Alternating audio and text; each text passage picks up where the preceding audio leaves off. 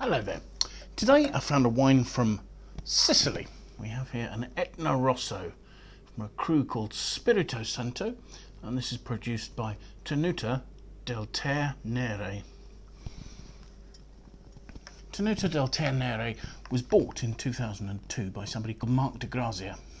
And Mark has been one of the pioneers of getting Etna recognised as a quality wine producing region. Mark had been involved in the wine industry since the 1980s, but saw the opportunity to buy this particular estate and used that to produce wines to show how the different terroirs of Etna work. The estate, which includes almost 4 hectares of pre-phylloxera vines, so by their nature about 140 years old, sits on the northern slopes of Mount Etna with, not surprisingly, black volcanic soils, hence Terre Nere, and the estate had been farmed by an old farmer called Don Peppino. In fact, Mark today makes a wine called La Vigna de Don Peppino in tribute to the old man who farmed this estate for almost 70 years, evidently, and as a result left all these wonderful old vines in such good condition. The estate's built its reputation on, it makes a base-level Etna Rosso,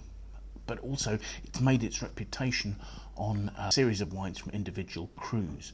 So Spirito Santo is one of those, Guardiola is another, Caldera Sotana is another, and Fuego de Mezzo another one.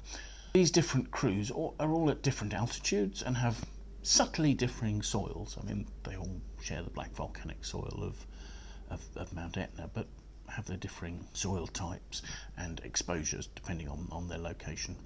They range in altitude from about 600 to 1,000 metres above sea level, making some of the higher vineyards some of the highest red wine producing vineyards in Europe. Grapes on the estate have been farmed organically and are certified as such since 2007. 2007 was also the first vintage in which Spirito Santo was made. The vineyard in the commune of Castiglione di Sicilia. There are 7 hectares of vines, close planted bush vines, planted at between 700 and 850 metres above sea level. The vines here are between 40 and 100 years old, so are all fully mature, which helps to restrain yields. Yields are kept down to about 6 tonnes per hectare here. The plantings are 100% Nerello Mascalese. Often in these vineyards you'll find a mixture of Nerello Mascalese and Nerello Capuccio, but this is completely Nerello Mascalese. The fruit is entirely hand-picked. Fermentation goes on with temperature control, keeping that down to about 28 to 30 degrees C, so preventing the fermentation from getting hot, which should retain delicate aromas and prevent too much extraction from the fruit. Maceration was allowed to go on for between 10 and 15 days. The wine was then moved into oak, where it completed its malolactic conversion and aged for 14 months. Of the oak, about 20% was new, and there was a real mixture of barrel sizes. So there were some barriques, so 225 or 228 litres, some larger tonneau, then also some 10 to 30 hectolitre botte, so a large spread of cask sizes. There is a note that the malolactic conversion went on with the naturally occurring bacteria. I would assume in that situation you probably find the fermentations also went on with the naturally occurring yeasts, but I haven't seen anything that confirms that. But it seems likely given the quality aspirations of the estate. Nerello Mascalese itself is fairly light in colour. It's not massively full-bodied, but has good tannins, and it's been compared either to Nebbiolo or to Pinot Noir, both of which can be valid comparisons depending on the style of wine being made. So let's take a look at it, shall we? The first thing to say is you have got a wine that is quite easy to see through. The red colour, the ruby red colour, is the pigmentation is quite dark, but it's not that deep. I put it in a nice large glass in the hope that it'll really emphasise the aromas on this. And those have a lovely juicy red fruit. You might hear a slight tapping as I'm swirling the wine.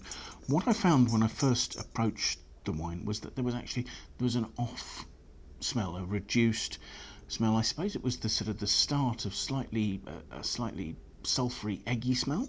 So what I've done is I have placed in the glass of wine a coin.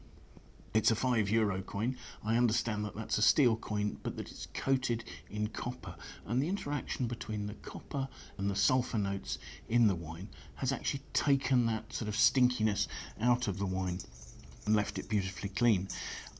Very often you'll find those slight reduced notes in a red wine will dissipate if you open the wine early, but if you ever want to get rid of it, just dropping a copper coin, obviously a nice clean copper coin, into the glass of wine will, or anything copper in fact, will remove those unwanted aroma from the nose. So let's give it a taste and see what we make of it, shall we?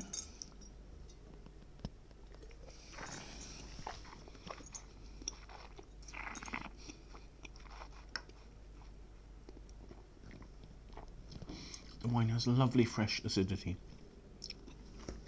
Initially there's some quite light, fresh red fruit, almost strawberry, then a more sort of tart red cherry note, and then the sort of the tartness really sort of comes to the fore as the tannins start to kick in, and there is a really firm, fine tannin that asserts itself quite early on the mid palate, giving good grip, and in combination with that acidity, it's really quite sort of mouth-watering. Very fine tannins. The wine is probably medium-bodied, but it's got 14.5% alcohol, so that's sort of helping to round it out, and you're getting a sort of a slightly richer, sort of slightly cooked red plum sort of note, alongside a sort of a darker red cherry as well. The acidity is staying fresh right to the end there, giving it some quite nice length. There's a mouth-watering note. The oak, there are slight sweet spices, slightly dusty grip, and slightly cedary notes within the fruit, but that juicy red plum note is continuing to last well there. The wine's fruit seems lovely and open, so that makes it very accessible now. Having said that, the firm and quite astringent tannins probably could take some time to soften. Certainly the wine's acidity will keep it stable over a long period of time, and actually perhaps leaving the wine in bottle for a little longer might get some of the reductive notes on the nose to dissipate. So yes, perhaps a wine to come back to in 2 or 3 years' time. Probably a wine that would carry on drinking for another 5 years or so after that. I wouldn't think it needs long aging, but its acidity and its structure would probably enable it to age reasonably if you wanted to. And actually, the grip it gives, I think you're going to start to get some lovely truffle notes and that thing. And with complex, rich meat flavours, I think this would provide a beautiful accompaniment. But it would need careful matching. I think it would go beautifully, as I say, truffles, mushrooms, those sort of notes, rich sauces. The acidity would cut through beautifully and the structure would play against really nicely. So thank you very much for watching. I hope you found it interesting to taste a volcanic wine from Mount Etna in Sicily. If you've enjoyed the tasting, do please hit the like button, do share it with your friends. Do leave us your comments. We'd love to hear what you think about this wine, other wines you've tried, other related issues. Do please sign up and follow us on YouTube. We'd love to have your support here. Hopefully that way we'll see you again for another tasting in the near future. Thanks again. Bye for now.